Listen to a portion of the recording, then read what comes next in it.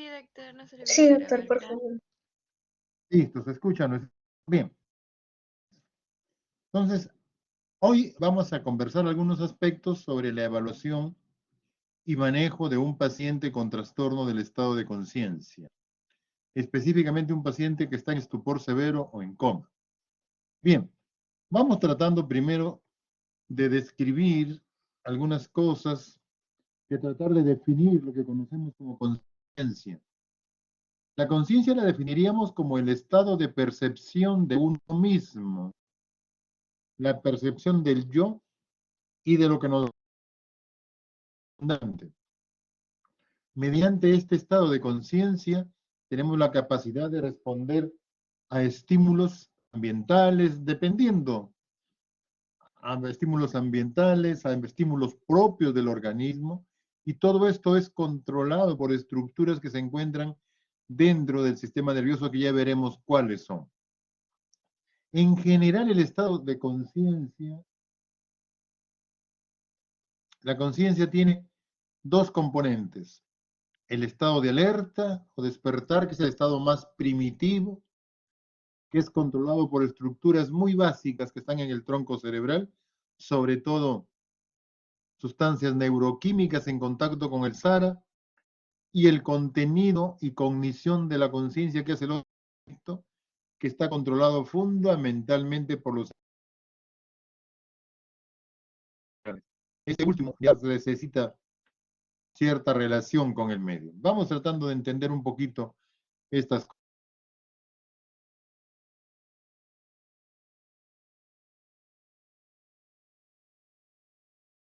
Y la cognición. El despertar y estado de alerta es el más primitivo. Estructuras primarias del tronco cerebral, sobre todo sistemas neuroquímicos. Por ejemplo, la sustancia negra, que tiene que ver con dopamina, el locus ceruleus, que tiene que ver con conexiones hacia diencéfalo, hacia telencéfalo, sobre todo para noradrenalina, los núcleos del RAFE para serotonina. Todas estas estructuras, todas estas eh, sustancias químicas tienen que ver en su relación con el SARA, con la sustancia reticular activadora ascendente que está en el tronco cerebral, en mantener el estado de vigilia. Y luego la conexión con el medio, ya intervienen estructuras que conectan el SARA con los hemisferios cerebrales bilateralmente. De manera que, para yo tener un estado severo de trastorno de conciencia, para tener un paciente en coma, debe haber lesión o en el tronco cerebral o en los hemisferios cerebrales, los dos. Uno solo, no. Los dos hemisferios.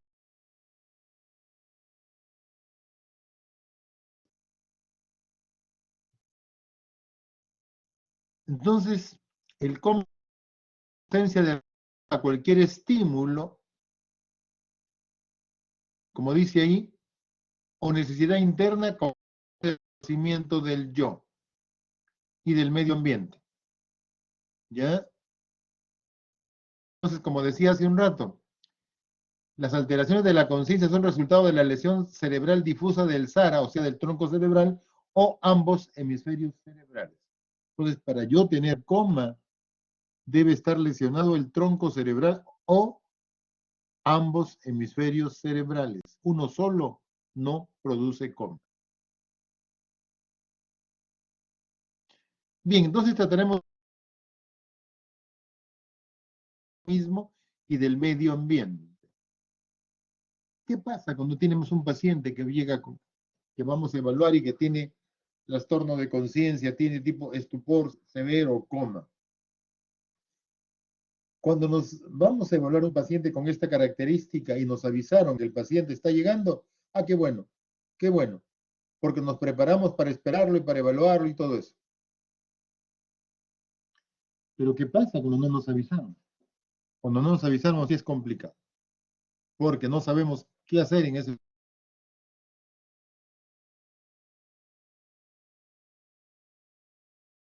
Y en ese momento, procedimiento clínico sistemático. ¿Y en qué consiste? Generalmente, el que dirige, que es el más viejo, el que tiene más experiencia, dice, necesito un anestesiólogo aquí, necesito una enfermera que coloque agujas muy bien, necesito alguien que me intume el paciente, en fin, necesito, y yo lo que voy a hacer. Entonces, necesitamos gente que esté disponible en el ratito que la vamos a necesitar.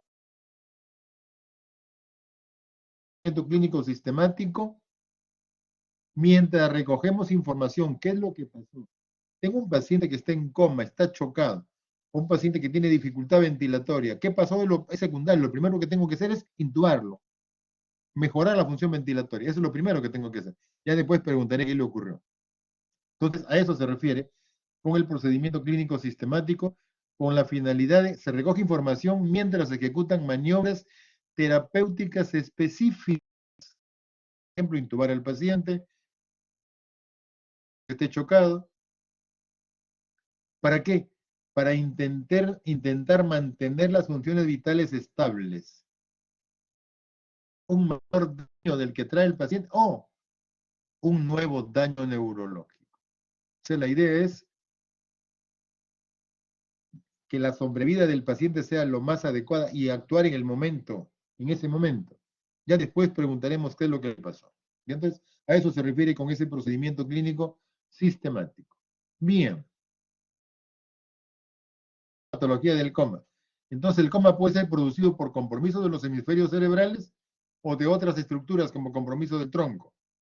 Y los hemisferios pueden ser producidos, como dije hace un rato, ambos, por un traumatismo craneal severo, por tumores, por lesiones múltiples, tipo isquémicas, infartos cerebrales múltiples. Lo cierto es que esto va a producir compromiso bilateral de los hemisferios cerebrales, de manera que la conexión de los hemisferios con la sustancia reticular se alteró y eso nos puede llevar al coma. O por compromiso primario del tronco cerebral, ya que, por ejemplo, puede haber una anomalía metabólica que afecta tanto la corteza como el tronco. Intoxicaciones igual. Y esto lesiona severamente el tronco cerebral, lesiona el SARA, produciendo coma. El lado izquierdo, cuando es el hemisferio cerebral, el coma es más benigno, el lado derecho es mucho más severo. Bien, entonces, tenemos un paciente que está en coma. ¿Qué hacemos para su diagnóstico? Lógicamente, cualquiera sea la patología que tenga el paciente, cualquiera sea, mi enfoque diagnóstico siempre va a ser, primero, lo primero es la anamnesis, ¿qué le pasó al paciente? Segundo, el examen clínico. Y tercero, diagnóstico diferencial mediante los exámenes auxiliares. Primero, entonces, la historia clínica. Los expertos dicen que una historia clínica bien hecha nos da una posibilidad muy alta en el diagnóstico, de un 70 a un 80%. Habitualmente la historia clínica se la hacemos al paciente o al familiar que lo trae. Habitual. Pero en un paciente en coma no siempre ocurre así. Al paciente en coma, ¿quién lo trae? El primero que lo encontró, que puede ser un amigo, un compañero de trabajo, un compañero de estudios, un familiar algunas veces, y en algunas oportunidades, no tan pocas, alguien que lo encontró en la calle, la policía, los bomberos. Estos últimos no nos cuentan nada de la historia clínica del paciente.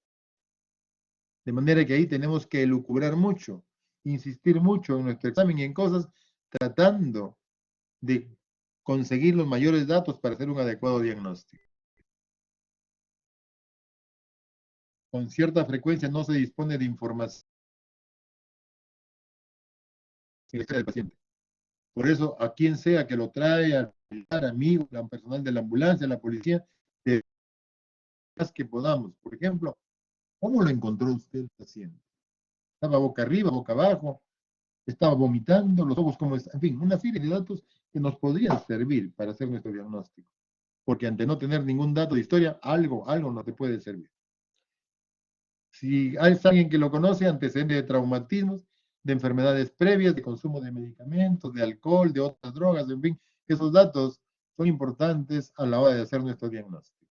Entonces, la anamnesis nos sirve para lo que estamos diciendo, sobre todo para hacer nuestro diagnóstico de causa de enfermedad. Más o menos tengo mi anamnesis y ahora debo proceder al examen clínico. Y el examen clínico es uno solo. El neurológico es parte del examen, pero no son cosas diferentes. Y como dije yo, lo primero siempre es lo primero. El primero de todo son los signos vitales. ¿Cómo ventila el paciente? Su frecuencia cardíaca, cómo está el pulso, está fibrila, está chocado el paciente. Entonces, los signos vitales, la temperatura, cómo está, de la piel del paciente. Es importante los signos vitales antes de cualquier cosa. Hemos tenido pacientes que se nos han estado muriendo y nosotros preocupándonos por la pupila, si guiñaba o no guiñaba, y el paciente estaba muriéndose, chocado totalmente. Entonces, primero los signos vitales. Un examen de la piel, rápido, en busca, por ejemplo, de hematomas, de sangrados, en busca de en las flexuras de los codos, en el cuello, en los antebrazos, en las manos, de huellas de punturas. Puede haber sido personas que se han estado intoxicando. Puede haber sido que lo hayan dado al paciente, que, como ocurrió alguna vez. El examen de la cabeza en busca de hematomas, por ejemplo, el hematoma palpebral bilateral que nos indicaría fractura de piso anterior del cráneo. El hematoma retroocular, debajo de la oreja, detrás de la oreja, retroauricular, es el signo de Bate, algo así. Yo los nombres propios no me preocupan mucho. Ese hematoma retroauricular nos está indicando y un probable fractura del piso medio del cráneo, que produce hematoma, caída de líquido.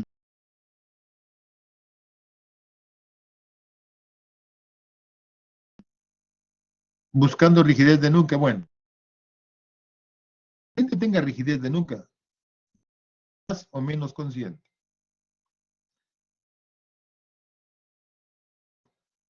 Y el paciente en coma se dice que ya no siente. Pues. Entonces, no nos da mucho buscar rigidez de nuca. Tengamos de buscar rigidez de nuca en un paciente que no sabemos qué le pasó, mejor ni le busquemos. Porque hemos tenido accidentes. Sí, señor, hemos tenido accidentes. Quizá un poquito más. Esa época, lo primero que hacía yo cuando llegaba al hospital me iba a la emergencia. Más de 20 años, como 25 años eso. Yo recién 25. Entonces en la emergencia siempre hay algo que hacer. Llegaba temprano a la emergencia. En una de esas llegadas, los residentes cuando llegan,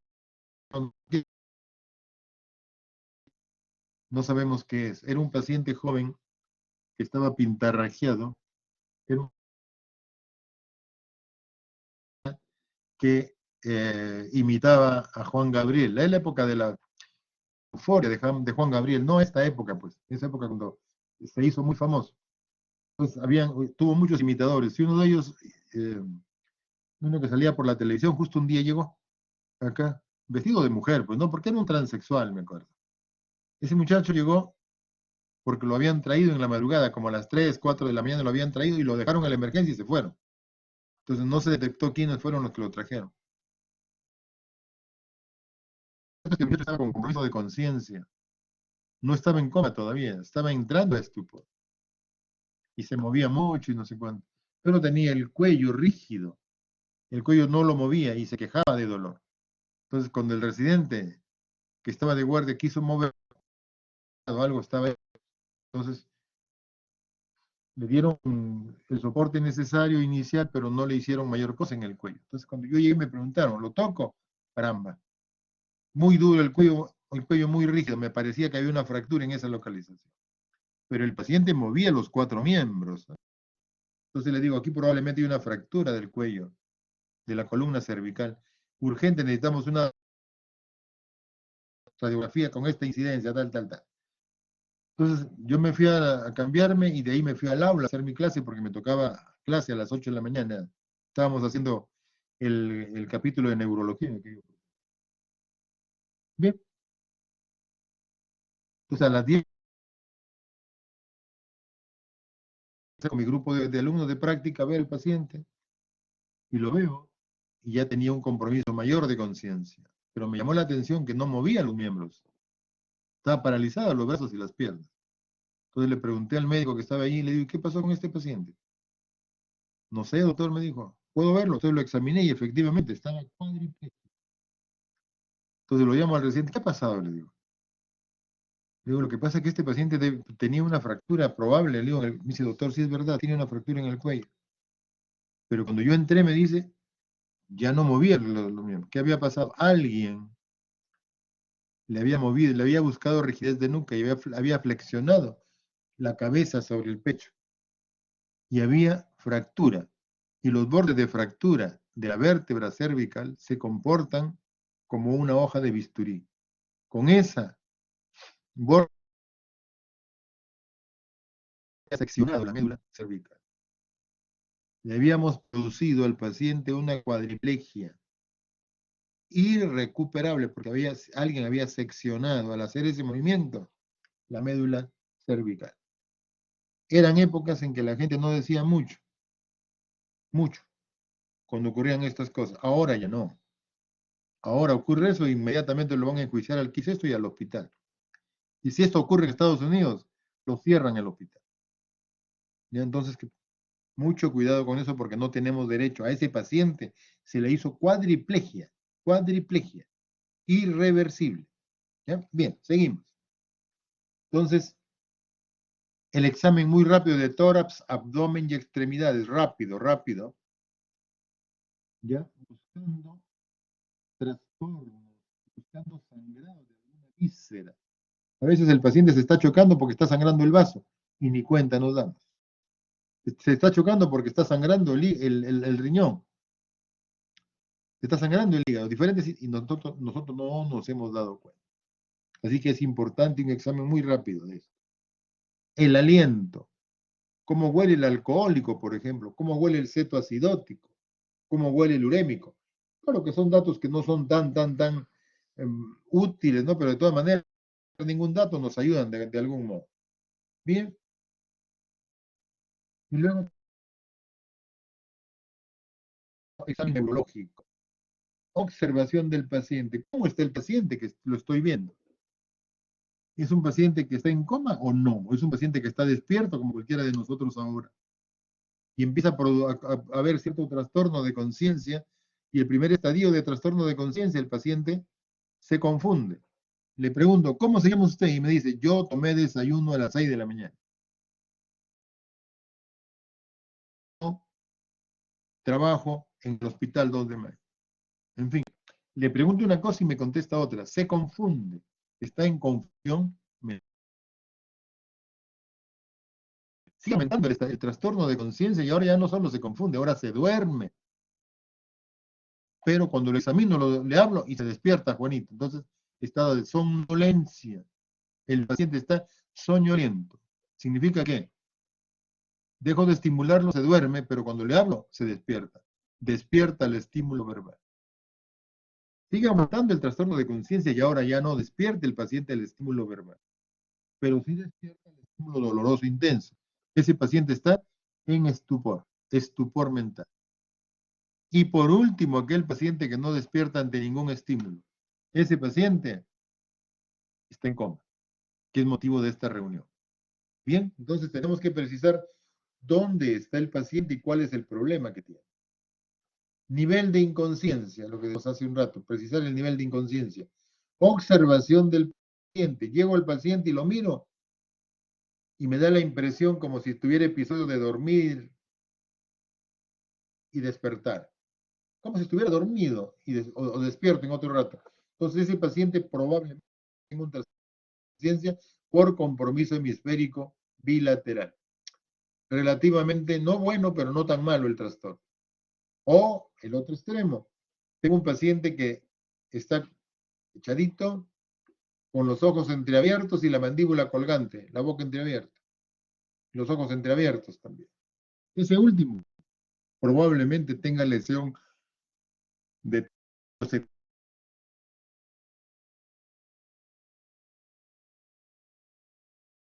peor pronóstico que el primero, que parecía que dormía o estaba despierto. Posición de la cabeza y los ojos. Normalmente La posición de la cabeza está mirando al centro, con los ojos dirigidos hacia adelante, normalmente. Y cuando el paciente está despierto, yo le pido que mire a la izquierda, a la derecha, arriba, y él mira a cualquier sitio donde yo le digo. Pero llego a la sala y encuentro a un paciente que está con trastorno de conciencia y está con la cabeza dirigida hacia la derecha y los ojos a la derecha. ¿Qué pasó con ese paciente? Normalmente tenemos una zona en el cerebro, conocida como el área 8, que lleva los ojos y la cabeza hacia el lado opuesto. Por ejemplo, el área 8 del lado izquierdo, en la región frontal izquierda, su función es llevar los ojos y la cabeza hacia la derecha. El área 8 del lado derecho, la región frontal derecha, lleva la cabeza y los ojos hacia la izquierda. Entonces, eso es lo normal. ¿Ya? Llevar la cabeza y los ojos hacia el lado opuesto. Un segundito, perdón, un ratito.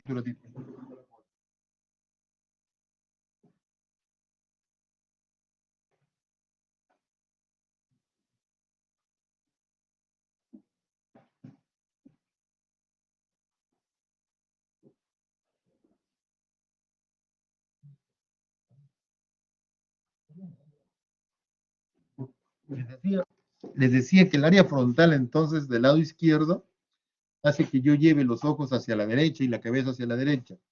Y el área frontal, ¿qué pasa si yo lesiono la región frontal del lado izquierdo? Si yo lesiono la región frontal del lado izquierdo, no voy a poder llevar mi cabeza y los ojos hacia la derecha. Entonces, cuando yo voy a ver a un paciente que esté echado en la cama con, con lesión de la región frontal del lado izquierdo, cuando lo miro al paciente, va a estar con su cabeza y los ojos dirigidos hacia la izquierda. Es la zona lesionada. Decimos, ese paciente está que mira su lesión. Llego y encuentro a un paciente que mira hacia la derecha y la cabeza dirigida hacia la derecha.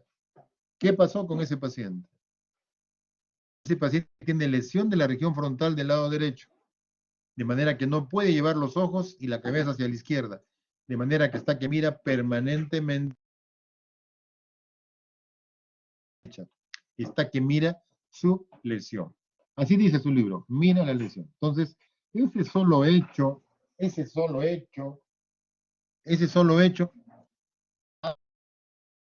yo veo un paciente que me dé cuenta dónde está la lesión. ¿Listo? Bien. Los campos visuales y microscopía es importante. Desgraciadamente, en este momento no podemos hacer una eso hay que recuperarle en algún lado, en algún momento. Es importante que aprendan a hacer fondo de ojo ustedes. En este momento no se puede. ¿Por qué? Porque cuando yo hago fondo de ojo frente a la frente,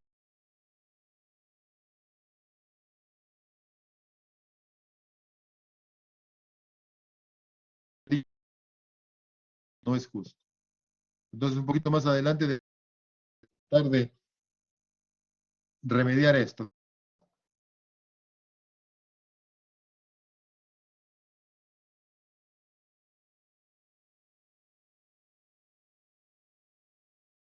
Respiración. Entonces, miren ustedes, tengo un paciente que está en coma y tiene lesión hemisférica bilateral. ¿Cómo está la función ventilatoria? Normal.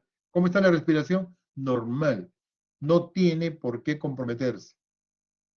¿Por qué? Porque las estructuras que tienen que ver con la función ventilatoria, con la función respiratoria, no están en la corteza cerebral. Están en la parte profunda, empiezan a nivel de diencéfalo y de ahí se dirigen hacia tronco. De modo que si tengo lesión bilateral, el paciente está hemipléjico, lo que quieras, está en coma, pero está respirando normal. ¿Qué pasa si tengo un paciente con lesión a nivel de esta zona, el diencéfalo? Aquí hacemos un corte y tenemos lesión a este nivel. Entonces, aparece un tipo de respiración periódica. Hay un periodo de apnea, progresivamente empieza a respirar Doctor, rápido, disculpe. rápido, rápido, llega a una cumbre y baja. Dime, hija. Aló, hola. Sí, doctor, disculpe, ¿Algo se le pasó? está ¿No se escuchando escucha? entrecortado desde la diapositiva anterior. Sí, se escucha entrecortado. Es su señal, me A ver, parece, porque vamos a está con una intentar. Vamos a raya. intentar. A ver, vamos a ver. A ver, vamos a intentar. Vamos a ver, me voy a acercar un poco más. Tengo una respiración periódica que tiene periodo de apnea, este episodio de hiperventila, baja, apnea y se repite. Tiene una respiración periódica de este tipo, conocida como Cheyne-Stokes. Eso me indica lesión a nivel diencefálico. Vamos bajando y se va a comprometer ahora el tronco, la parte superior del tronco. Mesencéfalo. Y aparece este tipo de patrón respiratorio. Muy rápido, inspira, expira muy rápido. Y esto se conoce como hiperventilación neurógena central.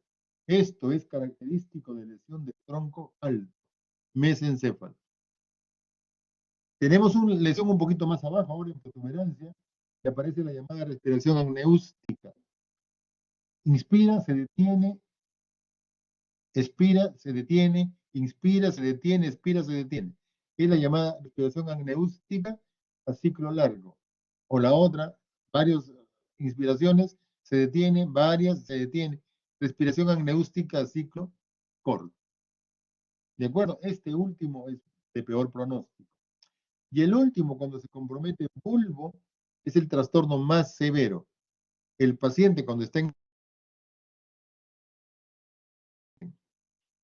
acá se conoce como ataxia respiratoria. Hay un compromiso total de la frecuencia y profundidad respiratoria completamente irregular.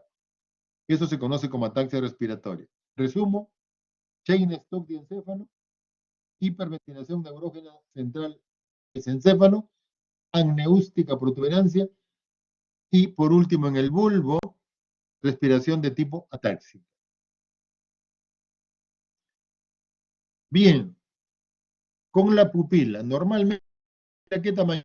Pues tiene un tamaño de 7 milímetros, 6 milímetros. Debemos acostumbrarnos a examinar la pupila en un ambiente oscurito, un ambiente tenue. En ese sitio la pupila llega tranquilamente a 8 milímetros. Pero si examinamos en un ambiente donde hay bastante luz, la pupila ya está contraída cuando yo le acerco la linterna. De manera que la voy a encontrar en 3 milímetros, porque ya está contraída. Pero habitualmente el tamaño es mucho más. Normalmente yo enfoco, la pupila pues tiene 6, 7, 8 milímetros, y enfoco esa pupila y se contrae el reflejo fotomotor. Pero al mismo tiempo que se contrae esa pupila, eso es lo normal, ¿ya? Si tengo lesión hemisférica bilateral, no hay trastorno en la pupila, porque las estructuras que tienen que ver con el tamaño pupilar están entre diencéfalo y tronco, y mesencéfalo sobre todo y protuberancia. Entonces, si yo tengo una lesión a nivel de diencéfalo, aquí, la pupila tiene tamaño medio, más o menos 2 milímetros, y una luz fuerte se contrae ligeramente. O sea, pupila de tamaño medio con poca respuesta a la luz. Ese tipo de pupila es muy característico de lesión metabólica, la cual es variable. Las encefalopatías metabólicas, sobre todo, va a ser de tamaño medio y con poca respuesta a la luz. ¿Qué pasa en el mesencéfalo? En el mesencéfalo hay núcleos, el tamaño que tiene que ver con el tamaño de la pupila. Hay un núcleo ahí que tiene efecto parasimpático. Vamos a paréntesis. ¿Cómo es el ojo del gato? Dicen que es bonito, ojo grande. Entonces decimos simpático, ojo grande, dilatado. ¿Y qué es parasimpático? Lo opuesto, ojo pequeño. Entonces, acá en el mesencéfalo tengo estructuras que hacen que se contraiga la pupila. ¿Y qué pasa si lesiono el mesencéfalo? Ya no se contrae la pupila va a estar dilatada, va a estar midriática, sí, pupila dilatada, sin respuesta a la luz. ¿Y qué pasa en la protuberancia? Lo opuesto. En la protuberancia, cuando hay lesión ahí, la pupila adopta esta posición pequeñita, así, chiquitita, en punta de alfiler, sin respuesta a la luz. Resumo esto entonces. Lesión hemisférica bilateral, la pupila no se afecta. Lesión de diencéfalo, pupila de tamaño medio con poca respuesta a la luz. Lesión en mesencéfalo, pupila dilatada, sin respuesta a la luz. Lesión de protuberancia, pupila pequeñita en punta de alfiler, sin respuesta a la luz. Bien, vamos ahora a movimientos oculares. Acá sí necesito un poquito de atención. ¿Qué pasa en un paciente que está despierto? En un paciente que está despierto, yo le digo a Juanito, mira arriba, mira abajo, a la derecha, perfecto, y él va a mirar donde yo le pido. ¿Qué pasa ahora en un paciente en coma? Entonces, en un paciente en coma, debo yo hacer maniobras de manera que obtenga respuestas que están estudiadas para este tipo de pacientes. De modo que ahí aparecen las respuestas y óculos vestibulares abajo. Óculos cefálicas arriba, ¿qué significa? Yo le pongo la paciente la cabeza sobre este paciente y lo llevo a la derecha. Cuando hago eso, los ojos vienen a la izquierda. Yo le llevo la cabeza a la izquierda y los ojos van a la derecha. Entonces, cuando no hay lesión de tronco cerebral,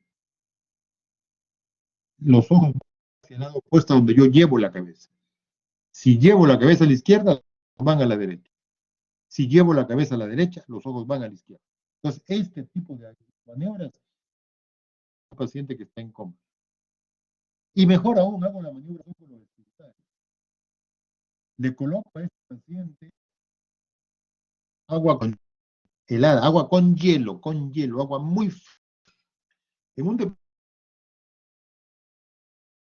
100 centímetros cúbicos, deposito agua con hielo y de ahí cargo ese en una jeringa grande, pues de unos 40, 60 centímetros y conecto acá al émulo el borde plástico de la venoclisis, lo conecto y de ahí esto lo hago contacto con el conducto auditivo externo. Lógicamente veo que el paciente no tenga pues lesiones en oído, que no tenga lesiones en oído externo, que no tenga inflamada el tímpano. Y le inyecto agua con hielo, agua helada, en el conducto auditivo externo. ¿Qué va a pasar? Después de un periodo de latencia de unos 10-15 segundos, se produce una desviación conjugada de los ojos hacia la zona que estimula, en este caso el lado derecho. Si le pongo agua helada en el oído izquierdo, después de un periodo de latencia de 10-15 segundos, tengo desviación conjugada de los ojos hacia el lado que estimulo. Esa es la respuesta normal. Eso ocurre en un paciente con trastorno de conciencia, en un paciente en coma. ¿Qué? Y le produzco un vómito tremendo con un gran distante de colocar agua helada. Ya, esto último es la respuesta óculo-vestibular. Entonces, si el paciente no tiene lesión de tronco cerebral, tiene solamente lesión hemisférica, cuando le coloco el agua helada, los ojos van a desviación conjugada hacia la zona que estimula, en este caso el lado derecho o hacia el lado izquierdo. Bien, seguimos ahora con un paciente que sí tiene lesión de tronco cerebral y tiene lesión en una zona que se llama fascículo longitudinal medio o cintilla longitudinal media, que es lo mismo. Vamos primero con el agua helada. Le pongo agua helada en el oído derecho. Como vieron ustedes acá, si no hay lesión de tronco, los ojos van a desviarse conjugadamente hacia la zona que estimula. Perfecto. ¿Por qué? Porque en la mirada conjugada interviene el recto externo de este ojo y el recto interno del otro.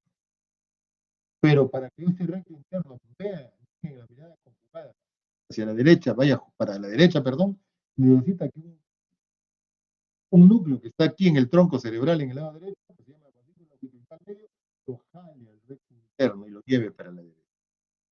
Listo. Ahora voy a tener un paciente con lesión en el tronco. Tengo un paciente que le pongo un helada y este hombre responde con el ojo derecho hacia la derecha. ¿Qué pasó? No hay la estructura que hace que el izquierdo hacia la derecha. ¿Por qué? El fascículo longitudinal medio. Ahí está por ahora voy a tener un paciente en el lado izquierdo. Hago helada en el lado izquierdo y normalmente los ojos deben ir hacia izquierda los dos porque no hay lesión de tronco. Pero ahora sí tengo lesión de tronco. Hago helada acá, ojo izquierdo viene a la izquierda y el derecho paralizado. ¿Qué pasó? Fascículo longitudinal medio del lado izquierdo no jale el ojo derecho hacia la izquierda porque tiene lesión en la protuberancia. Estamos entonces. Respuesta óculo cefálica. Llevo la cabeza a la derecha, el ojo izquierdo responde, pero el otro está paralizado. ¿Qué pasó? Lesión de fascículo longitudinal medio del lado izquierdo que impide llevar el ojo derecho hacia la izquierda. La cabeza la llevo a la izquierda, el ojo derecho responde, pero el otro está paralizado. Lesión de fascículo longitudinal medio derecho que impide llevar el ojo hacia izquierdo hacia la derecha. Bien, y por último, lesión de tronco cerebral bajo, lesión vulvar. Le pongo algo en el lado izquierdo, en el lado derecho, y el ojo y ninguna de las dos paralizada. Y los dos paralizados. Este paciente es como ustedes vayan a ver su muñeca en su casa y vean cómo ustedes mueven el muñeca y los ojos están siempre paralizados. El signo de los ojos de muñeca me está indicando que hay lesión vulvar. ¿De acuerdo? Resumo. En la parte superior no hay lesión de tronco, los óculos cefálicos y vestibulares normales. Lesión de protuberancia, hay compromiso de recto interno. Esto se conoce como, ¿cómo se conoce eso? Es característico de una enfermedad que se conoce esto, ¿ya? Y por último, lesión de tronco, el signo de los ojos de muñeca. Bien, seguimos. Ahora tenemos un paciente que está en coma. ¿Cómo lo examinamos? Necesariamente tenemos que hacerle doler. Tenemos que estar seguros si percibe o no percibe el dolor.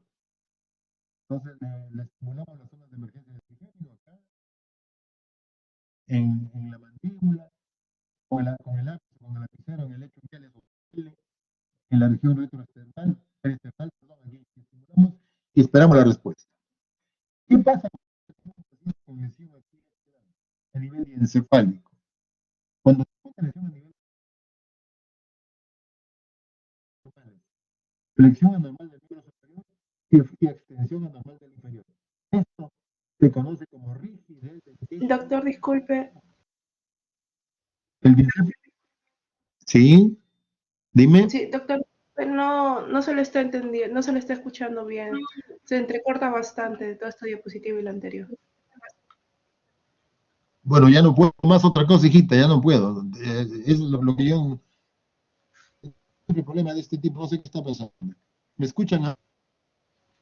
De momento se le escucha y después no se le escucha nada.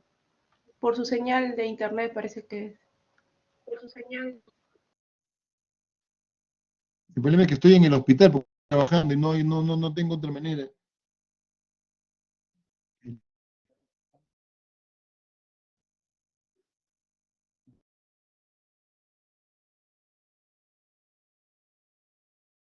Mira,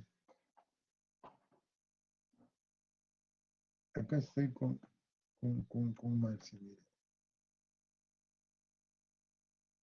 Marcia, ahora voy a ver Julio, a ver si. Pero Marcia, porque Julio, no, déjalo ahí nomás.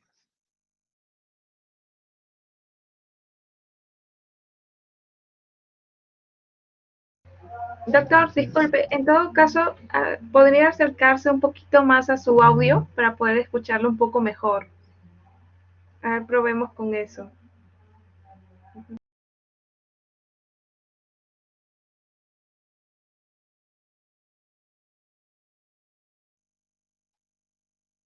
¿Está?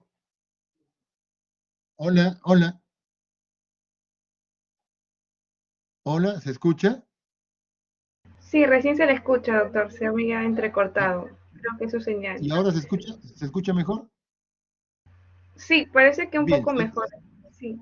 seguimos entonces. Cuando tengo lesión, decía aquí a este nivel encefálico, aparece este problema. Flexión anormal del miembro superior y extensión anormal del inferior.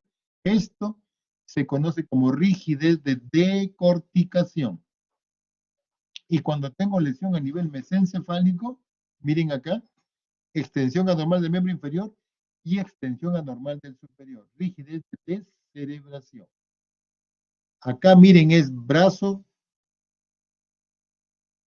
flexión anormal, miembro superior, decorticación, flexión anormal, miembro, extensión anormal, miembro superior, descerebración. ¿Ya? Bien. Entonces, la escala de coma de Glasgow, ustedes deben haberla hecho muchas veces. Evalúa 3 parámetros. Respuesta ocular, motora y verbal. Ocular, ninguna respuesta a un punto. Respuesta al estímulo doloroso, 2 puntos. Al estímulo verbal, 3 puntos. Y respuesta ocular espontánea, como cualquiera en este momento, 4 puntos. Respuesta motora, ninguna respuesta a un punto. Descerebración, el que indica lesión a nivel de tronco cerebral, 2 puntos. Decorticación, lesión a nivel diencefálico, 3 puntos. Retirada al dolor, cuando yo lo examino, retira 4 puntos. Localiza el dolor, cuando le pregunto y me dice, ubica dónde es, 5 puntos. Y respuesta espontánea, 6 puntos. Y por último, la respuesta verbal, ninguna respuesta, 1 punto. Sonidos incomprensibles, 2 puntos. Respuestas inadecuadas, 3. Aquel paciente confuso, 4 puntos. Y orientado como cualquiera hora, 5 puntos. En las mejores condiciones, un paciente tiene 3 puntos. En las peores condiciones, perdón, en las mejores condiciones un paciente tiene 15 puntos y en las peores 3 puntos. Bien, unas palabritas sobre esto. Identificar algunas herniaciones cerebrales. La hernia central o transcentral, uncus, sulfax. Vamos a ver. Acá tenemos la hernia central, empuja todo hacia abajo y viene el tronco cerebral hacia abajo. La hernia central. Acá hay algo que está creciendo aquí y empuja el lóbulo temporal hacia adentro y el uncus se hernia y empuja hacia acá, comprimiendo el tronco cerebral. Acá tenemos entonces las diferentes hernias, tanto supratentoriales, surfacial, desplazamiento lateral, uncal y las infratentoriales. Vamos a ver una por una.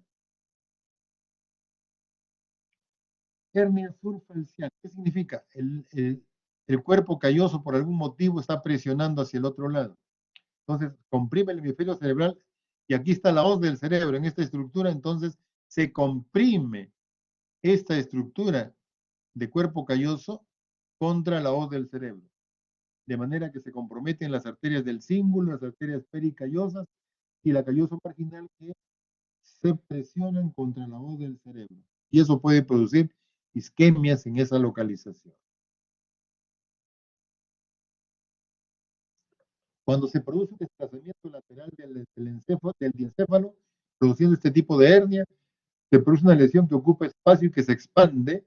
Por ejemplo, tenemos una hemorragia profunda en el ganglio basales, una hemorragia de ganglio basal, una hemorragia talámica, una hemorragia de cuerpo de tálamo, por ejemplo, de núcleo subtalámico, en fin. Todo eso empuja el diencéfalo hacia el lado, de manera que la glándula pineal se ve en la tomografía que está desplazada, porque la glándula pineal desde muy temprano se calcifica, de manera que al desplazarse la vemos, la pineal desplazada.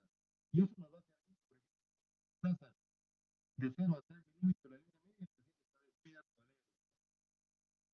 Cuando se desplaza de 3 a 5 milímetros, el sujeto empieza a dormirse, está en somnolencia. De 6 a 8 milímetros está en estupor y de 9 a 13 milímetros el paciente está en coma severo.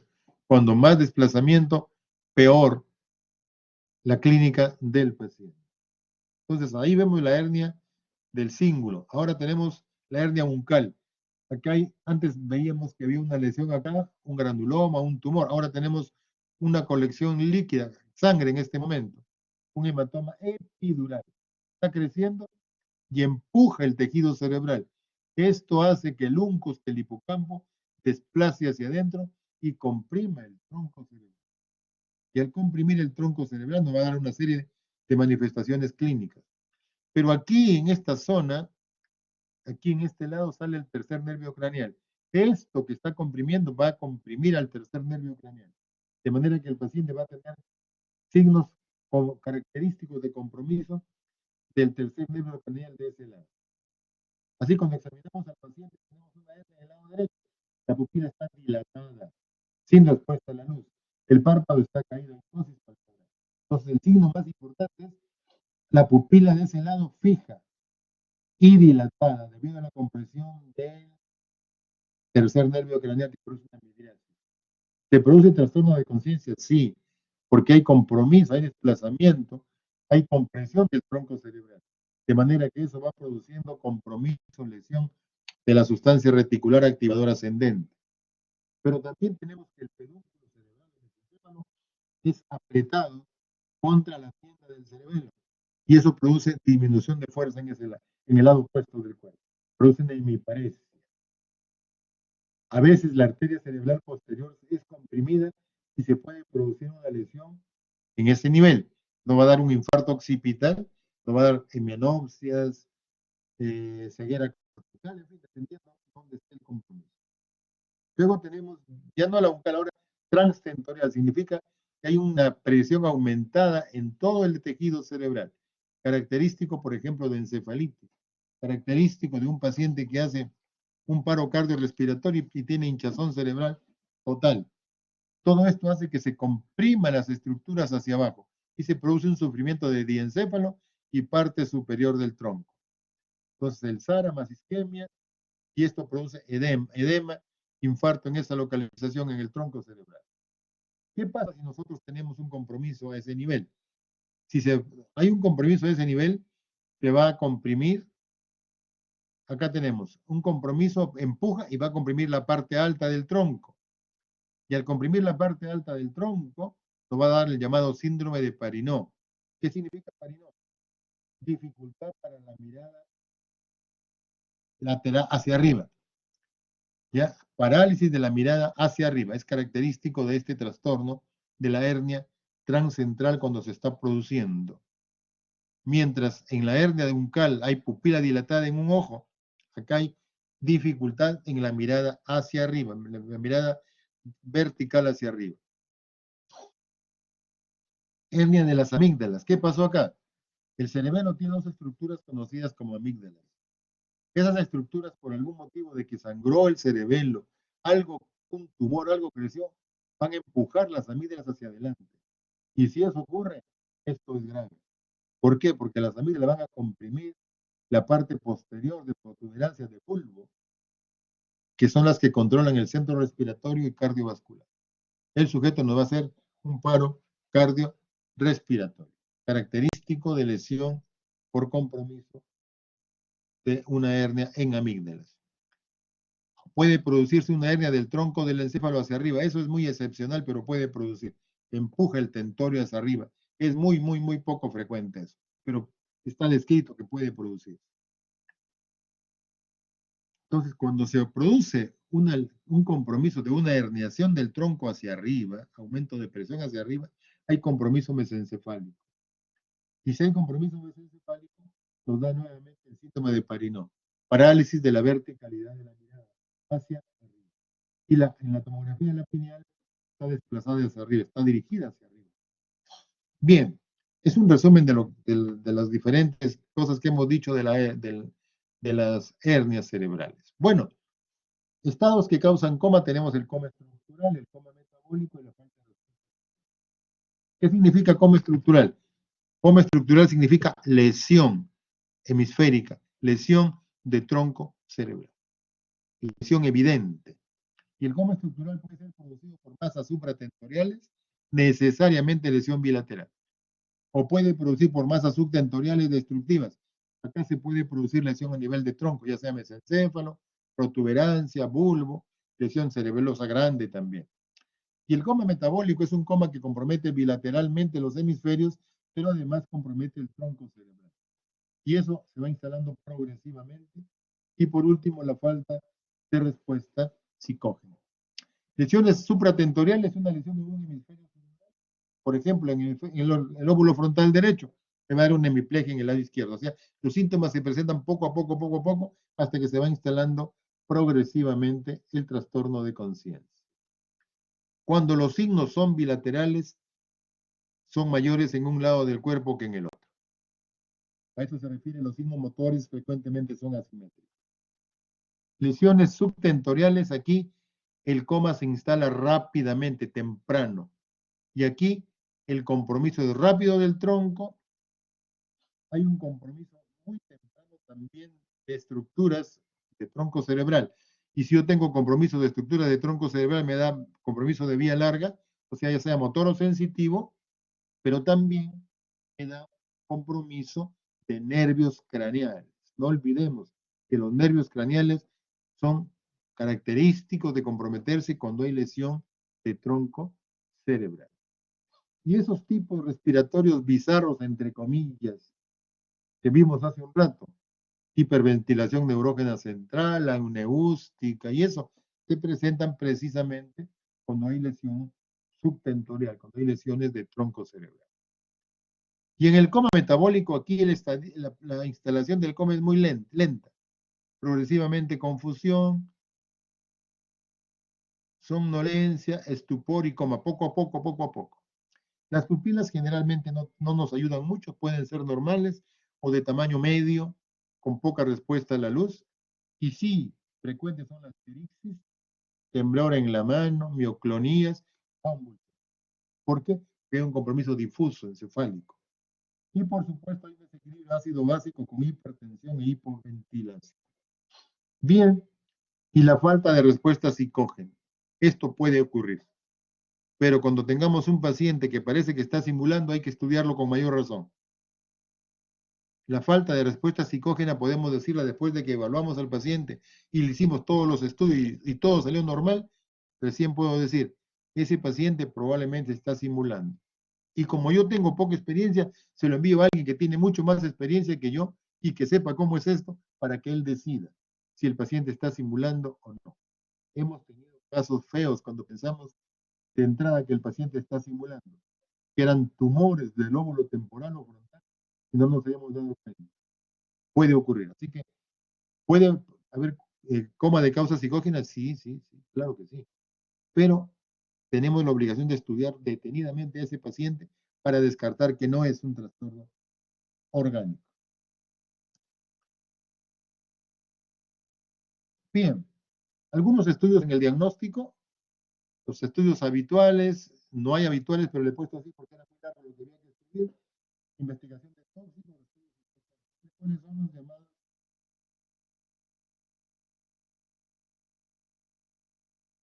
Los llamados habituales. A ver, tenemos el laboratorio, definitivamente, siquiera una glicemias arteriales, electrocardiograma, hematología bioquímica, examen de orina, electrolitos séricos, cultivos de caso que sospechemos que hay una infección en el paciente. Una radiografía de tórax a veces nos ayuda, una tomografía cerebral o una resonancia magnética cerebral, dependiendo de lo que estemos pensando en el paciente. Una punción lumbar a veces es necesario, investigación de tóxicos muy frecuentes estos estudios. Así que no hay nada fijo, siempre tenemos que pensar de acuerdo a lo que tiene el paciente, los estudios que tenemos que hacer.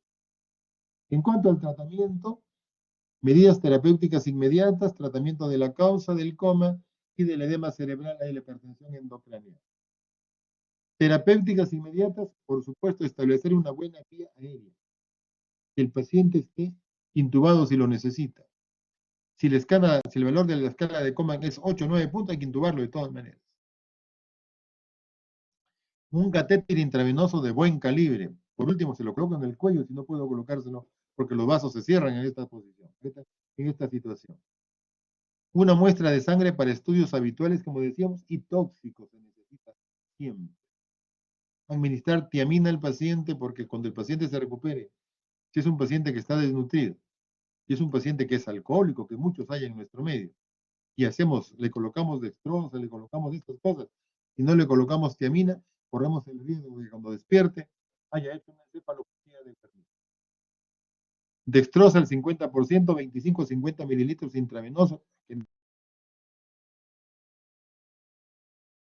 tenemos 10 centímetros cúbicos.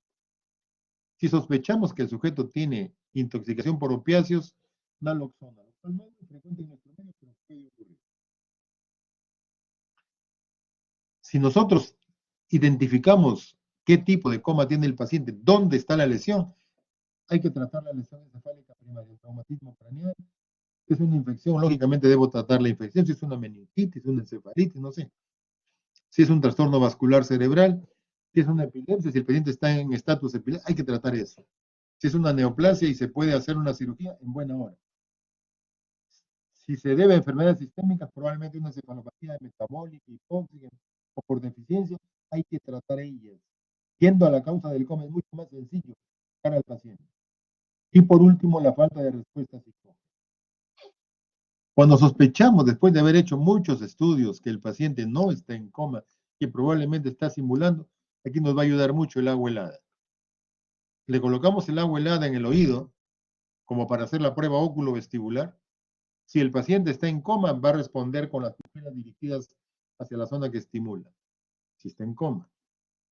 Pero si el paciente está despierto, lo vamos a despertar vomitando y con un tremendo nistagmo. Los pacientes que están simulando al hacer eso se despiertan vomitando y con nistagmo. Bien, medidas generales: circulación, ventilación, piel, nutrición. En circulación, el líquido, tratar de mantener la presión arterial lo más adecuada posible, con la idea de que el requerimiento tanto de glucosa como de sangre sea adecuado hacia el cerebro, de modo que la cantidad de líquido que indicamos debe ser la adecuada. Esto nos lleva a una adecuada perfusión cerebral y, en lo posible, monitorización cardíaca. Para esto necesitamos que el paciente esté en la UCI, monitoreado allí, y por supuesto con el apoyo de los cardiólogos también. Se necesita una adecuada oxigenación para prevenir infecciones, aspiraciones e hipercamia. Ideal colocar al paciente en decúbito lateral. Estos pacientes puede que vomiten. Si están en decúbito lateral, el vómito se va hacia afuera. Si está en decúbito ventral, el vómito puede irse hacia adentro y el paciente se aspira. Quitar todo lo que no es del paciente, quitarle la dentadura postiza, insertar dispositivo orofaringeo corto si se necesita. Esto nos ayuda para la succión de secreciones, el tubo endotraqueal, dependiendo de lo que tenga el paciente, lo que hay que hacer. El paciente, como digo, está en la UCI y ahí es donde se le debe hacer todos estos procedimientos con la gente que maneja estas cosas.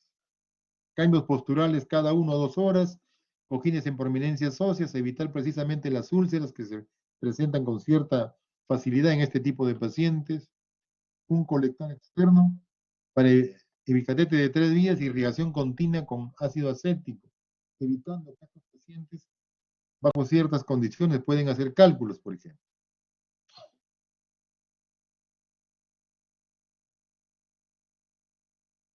La nutrición, inicialmente, cuando el paciente entra en coma, soluciones intravenosas, pero lo más rápido posible, la nutrición enteral, que es lo ideal. Desgraciadamente, estas cosas salen muy caras, sobre todo la nutrición enteral. Impedir lesiones corneales, paciente con los párpados cerrados, se recomienda gotas de metilcelulosa. La inquietud y agitación, aquí hay que tener cuidado. Tenemos un paciente en coma, otras veces no, está en estupor y empieza a agitarse tremendamente. Entonces, ¿qué hacemos? Para que no moleste o para estar tranquilos, muchas veces, hemos tenido un paciente en la emergencia hace poquito así, para que esté tranquilo y no moleste a nadie, se le duerme y se le da una benzodiazepina y lo hace dormir al paciente. Eso está contraindicado. Al paciente en estas condiciones debemos tratar de quitarle la locura, como digo yo, pero no dormirlo. Por ejemplo, una butirofenona funciona muy bien, un neuroléptico. Haloperidol, una ampolletita de 5 miligramos, lo inmoviliza el paciente, pero no lo duerme. O clorpromacina, más o menos hace lo mismo. Entonces, evitar benzodiazepinas en estos pacientes que los van a dormir.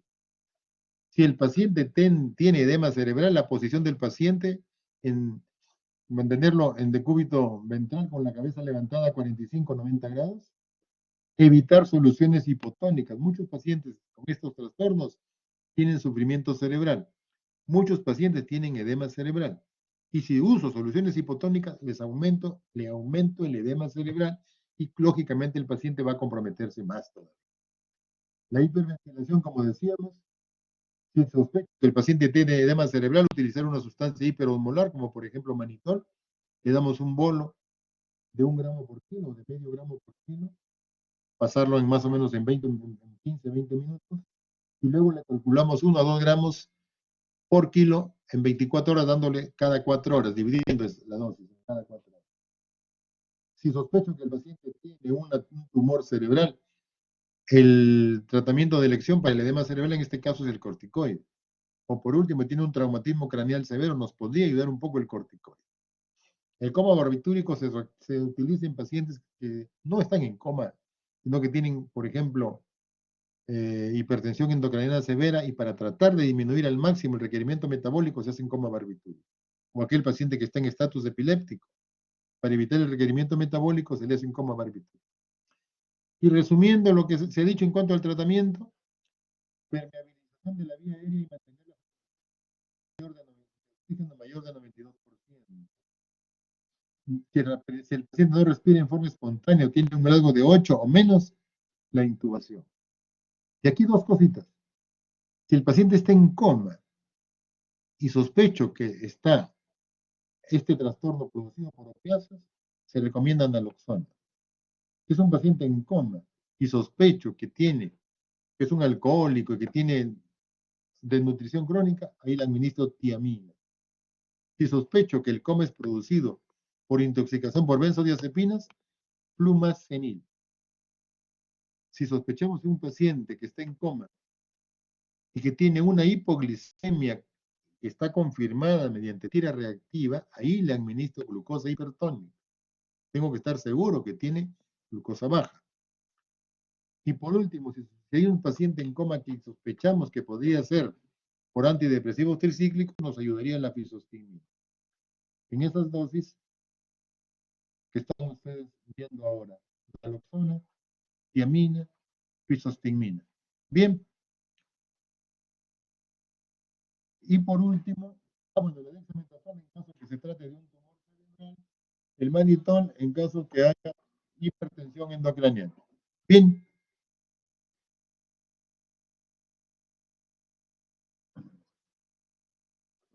Bien, si el paciente tiene epilepsia o está en estatus epiléptico, tratar con antiepilépticos como ya lo hemos visto.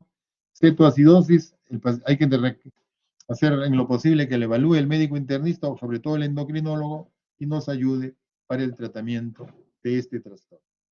Bien, chicos, ¿alguna pregunta? ¿Algún comentario sobre esto? ¿Preguntas?